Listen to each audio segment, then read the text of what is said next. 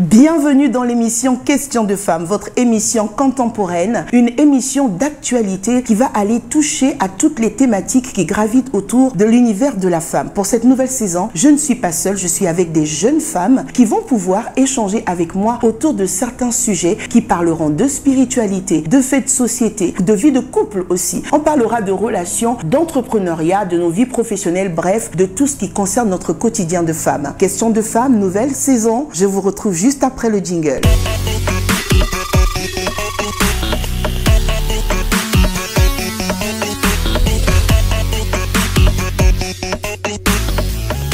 Bienvenue dans ce nouveau numéro de l'émission Questions de femmes, le tout premier de notre nouvelle saison. Alors je vais tout de suite vous donner l'opportunité de découvrir les jeunes femmes qui vont m'accompagner durant toute cette saison, durant toutes les émissions que nous allons avoir ensemble et qui vont débattre, partager leur expérience, donner aussi une portion de leur personne pour pouvoir vous impacter, vous édifier et aussi vous permettre de vous redimensionner et surtout, on s'appelle Questions de femmes, donc d'avoir des réponses. Je suis avec Cynthia. Bonjour Cynthia. Bonjour maman. Je suis avec à ma droite Léna. Bonjour Léna. À ma gauche, il y a Emmanuel. Bonjour Emmanuel. Bonjour maman. Et ensuite, on a Ruth. Bonjour Ruth. Bonjour maman. Alors aujourd'hui, donc, je vous laisse l'opportunité de pouvoir vous présenter à notre public qui vous découvre aujourd'hui au travers de notre émission. Cynthia, est-ce que tu peux te présenter brièvement? Alors, je suis Cynthia Lamour.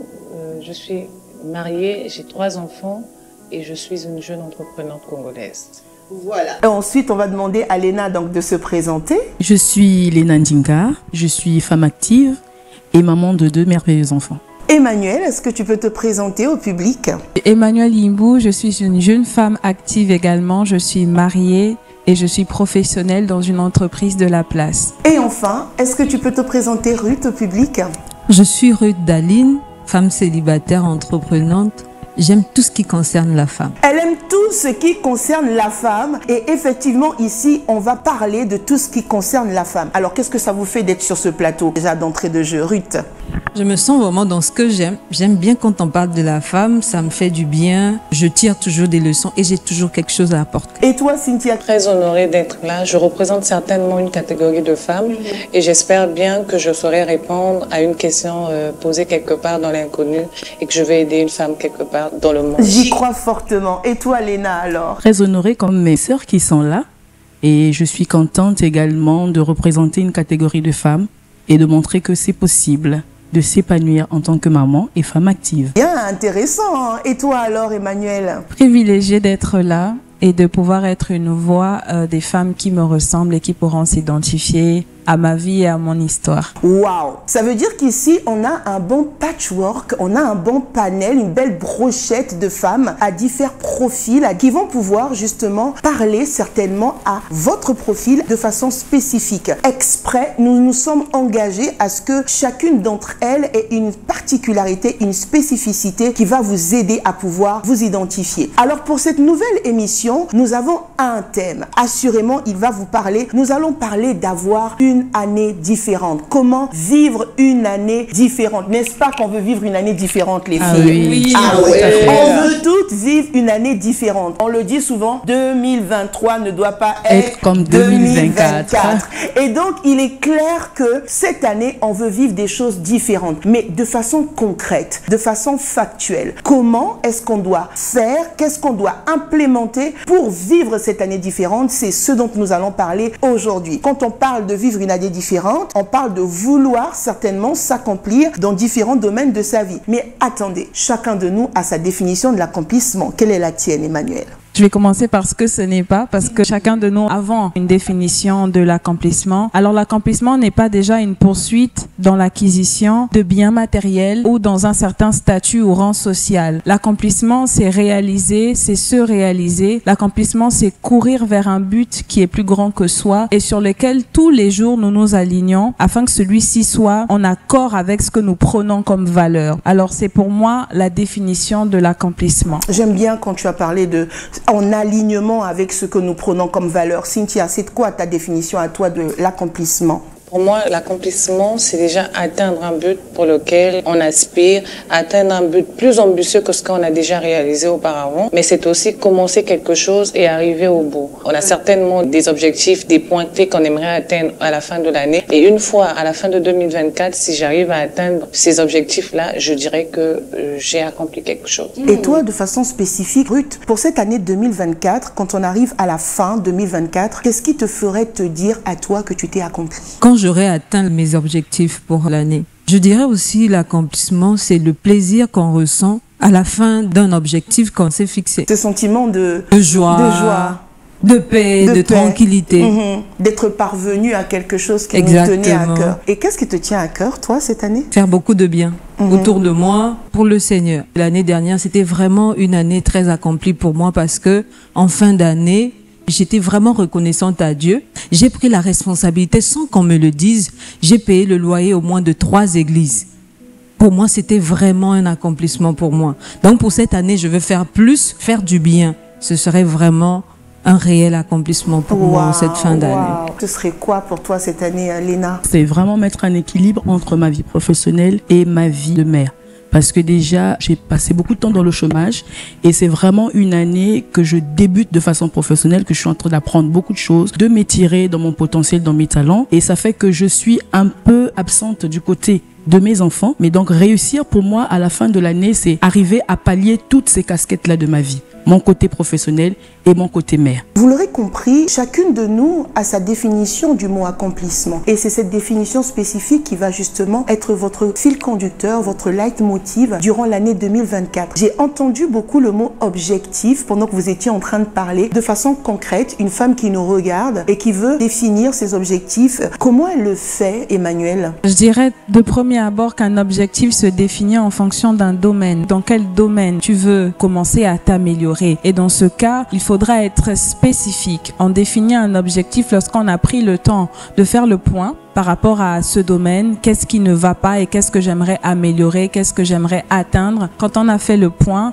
on se définit un objectif spécifique. On se définit également un temps dans lequel on veut atteindre cet objectif parce que quand on n'a pas de délai, on va procrastiner, on ne va jamais arriver où on veut aller et après on va se décourager quelque part. On va s'épuiser parce qu'on aura couru dans le vent. Alors que le fait de se définir une deadline, c'est également de se motiver, de se dire, voici, je me suis laissé 3 mois pour perdre du poids, pour perdre 5 kilos. On a dit qu'on devait être spécifique. Faut pas juste dire, je veux perdre du poids, mais c'est de dire combien de kilos tu veux perdre, par exemple. Sinon, après, tu ne pourras pas mesurer si ton objectif a été atteint.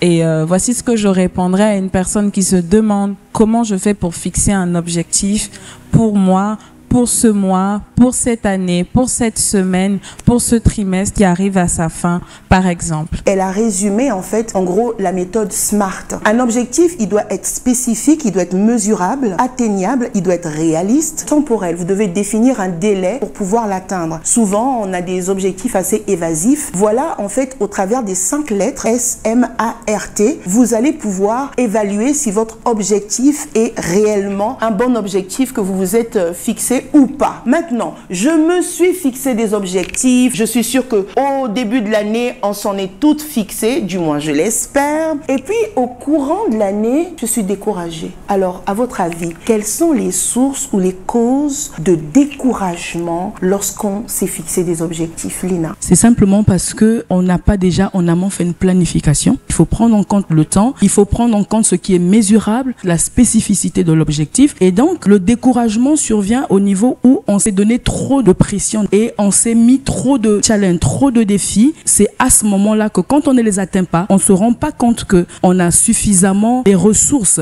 pour atteindre ces objectifs. On est découragé parce que simplement on ne s'est pas mis dans la réalité pour atteindre son objectif. Pour toi, une des causes du découragement, c'est le fait qu'on n'est pas réaliste dans les objectifs qu'on se fixe et au final, on tombe dans une forme de désillusion. De désillusion. Ok. Et pour toi, Ruth, quelles sont les causes du découragement? Je vais rejoindre Léna. Avant de te lancer dans ton objectif, il faut commencer par faire une étude sur, pas peut-être le marché, peut-être que c'est pas dans le domaine commercial, mais ce que tu t'es fixé. Est-ce que tu as tout ce qu'il faut pour l'accomplir? Donc tu fais le SWOT de ton objectif. Exactement. En fait, et ensuite, le manque de planification. Quand on ne planifie pas bien, on tombe dans l'échec. Après vient le découragement. D'accord. Est-ce que tu t'es déjà retrouvée, Cynthia, à être découragée? Je pense que ça arrive à tout le monde, mais on est là pour essayer de déterminer ses causes en fait. Et pour ma part, je pense que j'étais sur un projet que je n'avais pas bien planifié. Déjà que je n'avais pas bien étudié le projet en fait, je me suis lancée comme ça sans vraiment voir les contours de l'affaire. Et tellement que ça n'allait pas dans le sens de mes objectifs prédéfinis, je me suis découragée. Ça fait que j'ai abandonné l'affaire, j'ai tout arrêté. C'est vraiment réel ce qu'on est en train de dire. Le manque d'études en amont, en fait, nous emmène à nous décourager à un certain moment. Je pense qu'il y a une chose qui caractérise les femmes, elles sont très fonceuses en fait. Enfin, je veux dire, on a tout ce côté un peu spontané où dès qu'on a envie de faire quelque chose en cours, on se jette dedans et on n'a pas toujours le recul nécessaire en fait pour pouvoir mesurer. Et c'est souvent après coup, malheureusement, qu'on se rend compte que bon, finalement, on n'avait pas bien évalué la chose. Emmanuel, qu'est-ce que tu peux dire en fait à une femme qui peut-être doit se fixer des objectifs là, maintenant? Comment on peut, entre guillemets, faire de la prévention de découragement? C'est déjà de tenir compte des points qui ont été présentés ici et d'aller même vers des gens qui ont pris ces objectifs-là avant nous et de s'inspirer de la méthode qu'elles ont utilisée, de voir comment l'adapter sur nous. Mais je dirais également, et je vais être cash en le disant, c'est vraiment de s'armer de résilience. Parce que même si tu n'y arrives pas et que tu tombes, c'est de savoir te relever. Parce que même si tu vas vers une personne qui te donnera une recette, peut-être qu'elle ne marchera pas avec toi. Mais quand ça ne marchera pas, relève-toi, reprends où tu es tombé, comprends la leçon pour toi, réajuste le rythme. Mais cet objectif-là, surtout ne l'abandonne pas.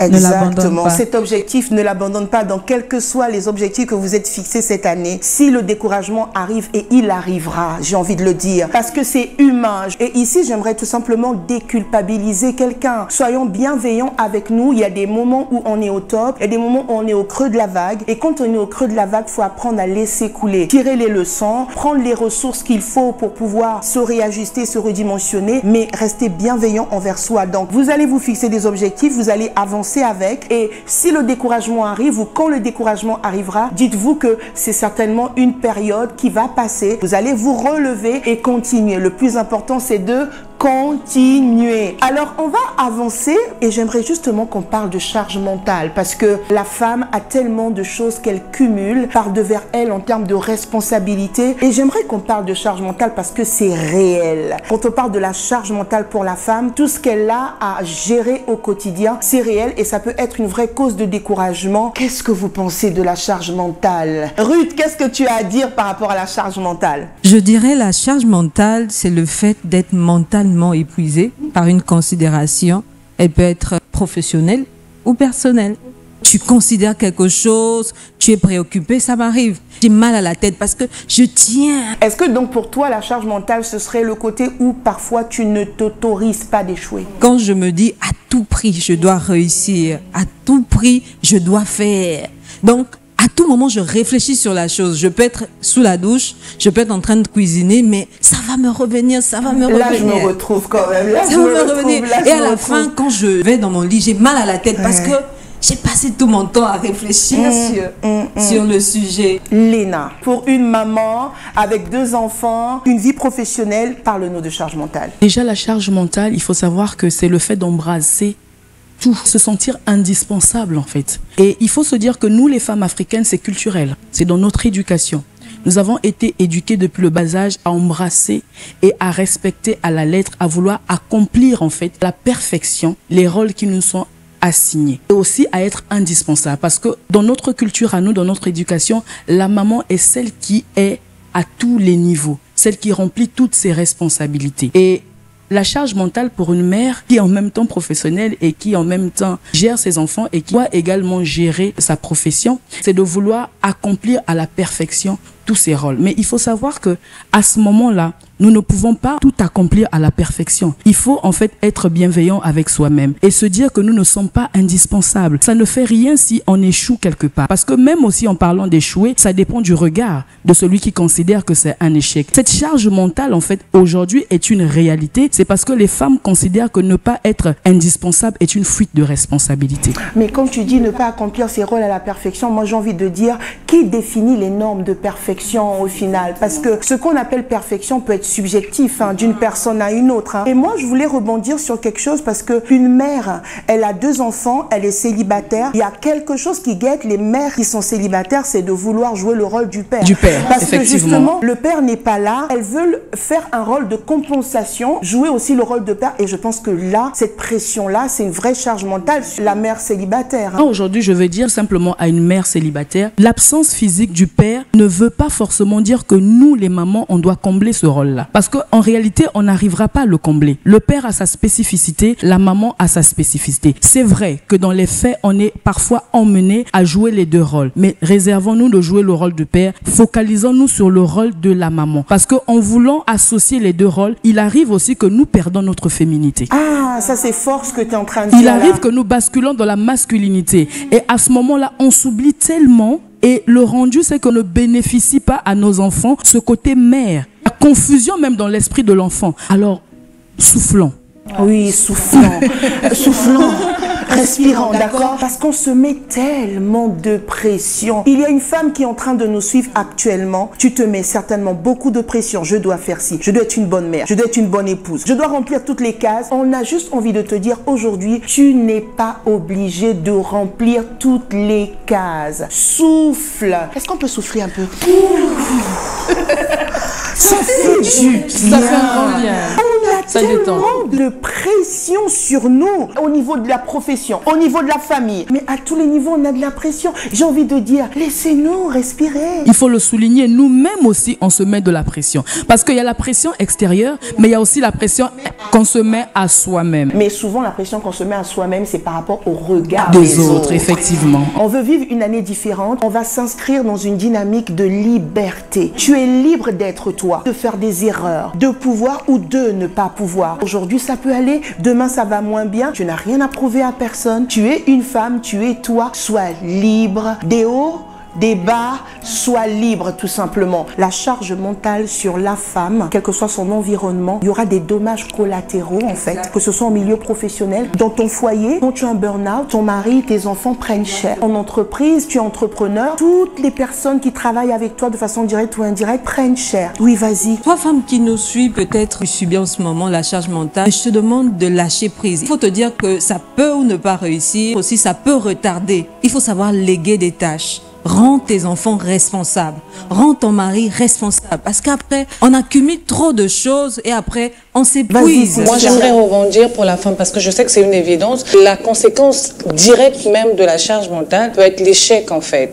Parce que si on n'arrive pas à bien gérer ces charges mentales, on va échouer à tous les plans. C'est important d'avoir cet équilibre-là et de savoir mettre les priorités. Il faut tout simplement définir les priorités et de laisser chaque chose à sa place. On lâche prise et on a l'impression que tout va dans le sens où on veut. Contrairement à cette personne qui veut parfaitement jouer son rôle de femme, parfaitement jouer son rôle de chef d'entreprise, elle se retrouve dans une prison et elle n'avance plus. Emmanuel, tu as quelque chose à dire par rapport à la charge mentale? La charge mentale en Afrique, surtout, elle est taboue. C'est un sujet qu'on ne pose pas sur la table. Une femme n'a pas le droit de dire qu'elle est fatiguée. Elle ne se sent pas bien. Quand elle est malade, elle doit se lever, faire à manger, comme lorsqu'elle se sent parfaitement bien. Elle n'a même pas le droit de dire non. Elle doit constamment dire oui aux sollicitations qui viennent. Et c'est pour dire que la charge mentale, c'est un sujet tabou. Les femmes, s'il vous plaît, arrêtez d'être toujours au point. Il y a une femme, une fois, qui m'a dit, je suis épuisée, mon mari, il m'écoute pas, il comprend pas que je sois fatiguée, il veut toujours que je sois au top de ma forme. Mais là, je suis au bord de l'explosion. J'ai dit, tu es fatiguée? Elle me dit oui. J'ai dit, d'accord, qu'est-ce que tu as fait aujourd'hui? Elle me dit, je suis rentrée du boulot, j'ai fait à manger, je me suis occupée des enfants, j'ai géré la chambre, je me suis même occupée de son linge, j'ai rangé, etc. J'ai dit, t'es pas fatiguée? Elle me dit, mais justement, je suis épuisée. J'ai dit, attends, tu dis à un homme qui est factuel. C'est-à-dire que pour lui, c'est pas ce que tu dis qui compte. C'est ce qu'il voit qui compte. Il rentre du travail, il trouve la maison parfaitement rangée. Le linge qui est rangé, la vaisselle qui est faite, la nourriture, le repas qui est servi. C'est à ce même homme que tu dis que tu es fatigué. La vérité, c'est que parfois on dit qu'on est fatigué, mais les premières personnes à pousser les limites, c'est nous. Les premières personnes à être incapables de mettre un stop, c'est nous. Parce que concrètement, quand je dis que je suis fatigué, c'est que je suis pas capable de le faire. Mais quand je dis que je suis fatiguée et que je fais quand même, je montre à la personne en face de moi comment ne pas respecter les limites. limites. La personne ne va plus se gêner de me demander des choses même quand je suis fatiguée. Ici, j'aimerais interpeller les femmes. Soyez libres en fait de mettre des limites. Apprenez d'abord à vous respecter vous-même et ainsi les autres pourront vous respecter. Quand je peux, je peux. Quand je ne peux pas, je ne peux pas. Bien sûr, toujours avec beaucoup d'angles, de bienveillance, de respect, etc. Mais il est important de le faire savoir et de ne pas prendre sur nous la pression des autres. De ne pas prendre sur nous, en fait, la perfection que nous imposent les autres. Alors, ici, j'aimerais aller sur un terrain. La place de la spiritualité, en fait, dans tout ça. Parce que, oui, c'est vrai, on a parlé d'objectifs, etc. Mais à votre niveau, est-ce qu'il y a une place réelle que vous donnez à la spiritualité dans vos accomplissements, dans votre accomplissement, Cynthia? La Bible dit que dans le cœur de l'homme, il y a plusieurs projets, mais c'est uniquement les desseins de l'Éternel qui s'accomplissent. Yes. Et donc, il est très important, il est primordial pour moi, au-delà de la définition des objectifs que je peux me faire, de les soumettre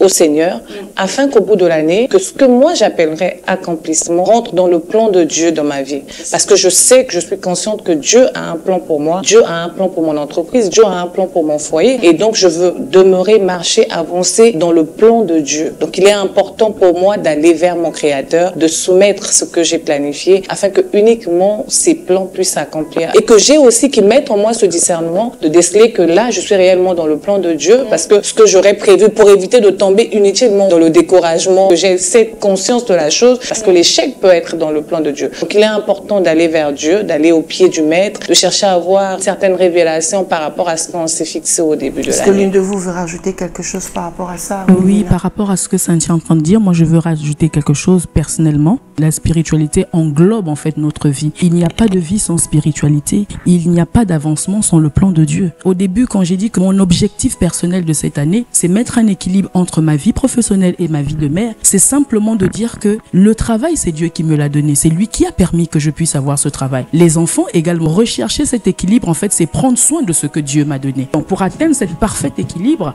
je dois faire recours à mon Créateur. Et sans la spiritualité, on n'avance pas. Sans Dieu, on ne peut pas parler d'accomplissement ni de réalisation. Donc, il faut que la spiritualité occupe une grande place, une priorité dans nos vies. La spiritualité donc doit occuper une place prépondérante. La spiritualité doit être la fondation. Qu'est-ce que Dieu veut pour toi? Où est-ce que tu dois aller? Quels sont en fait ses projets dans chaque domaine de ta vie? Qu'est-ce que tu dois faire? Non pas selon toi, mais selon lui. Et là, nous nous rendons compte que lorsque nous mettons la spiritualité en fondation, la particularité, c'est que nous allons avancer en nous réajustant de façon permanente. Parce qu'au départ, on peut avoir des projets, on peut avoir des choses à faire, mais au final, on se rend compte que c'était pas forcément ce que Dieu avait prévu pour nous dans l'année. Et à ce moment-là, on se remodèle, on essaie un petit peu de se remettre dans le plan de Dieu de manière à être réaligné avec ce que lui, il a prévu. Donc, je mets en avant la notion de ne pas être figé, parce qu'il y a plusieurs personnes aussi qui sont très figées dans leurs objectifs et qui dépriment justement parce que ce que j'avais prévu ne s'est pas accompli. Et tout à l'heure, elle a dit une chose, elle a dit l'échec peut faire partie du plan de Dieu. J'ai aimé cette phrase. Ça veut dire ce que toi, tu vas appeler,